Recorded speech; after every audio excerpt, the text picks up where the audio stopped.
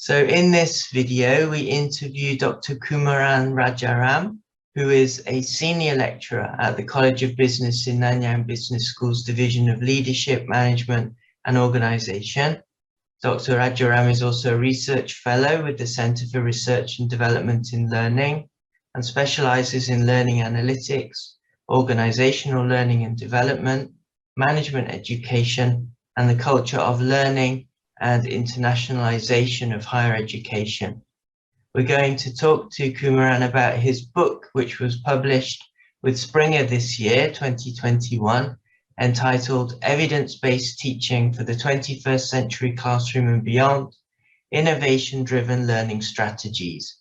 The book provides fascinating insights into technology-enabled learning that engage and facilitate collaborative and cooperative learning. Thank you, Kumaran, for agreeing to talk to us about the book. And I'd just like to start by offering you a chance to talk about some of your background. You've had a lot of time in industry as a CEO. What did you learn about effective communication?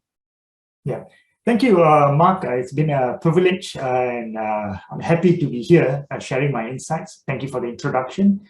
Now, back in my corporate stint, one of my appointment has been a CEO for a consulting firm, basically looking at Southeast Asia region. So I'm responsible for Southeast Asia region. And the question is targeted specifically on effective communication.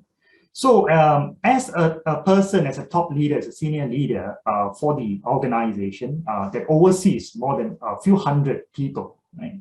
One of the key things is the ability to be clear, understanding your employees as well as what you want, what you intend to articulate. So let me talk about the ability of looking at the bigger picture in a strategic goals or vision for the organization and translating those goals clearly to your head of departments across different divisions.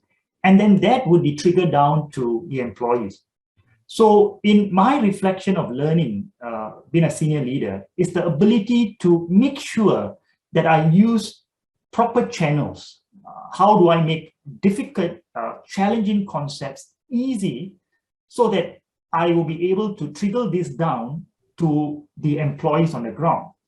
So I tend to think, number one, what are some of the modalities, or rather the channels I use? What would then be effective? For example, right, a town hall meeting where I open up, I invite everyone sometimes not everyone, but representatives in different departments, so they are given voice to voice out their concerns, for example, right?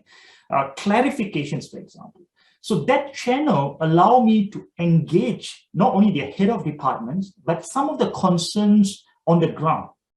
So when I articulate, sometimes there is the gap of clarity, for example, right? Perhaps they may not understand.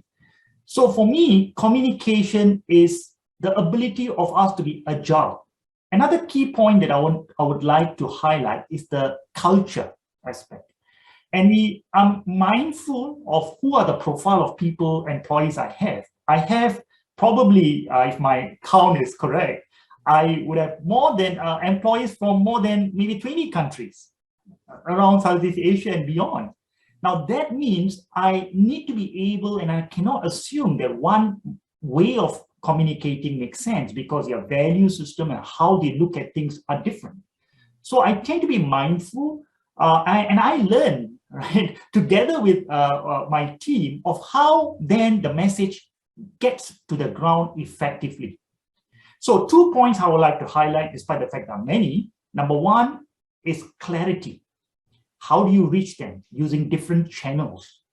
Today, we need to be mindful that, are we going to use a particular channel that is engaging, open up in verbal or written, email, or even some creative ways of creating our own social media kind of channels? That's number one. Number two, culture. And to me personally, this is a very important aspect, because how well can you make sure that the message goes out clearly to your employees as well as your tactical leaders? Thank you. Yeah.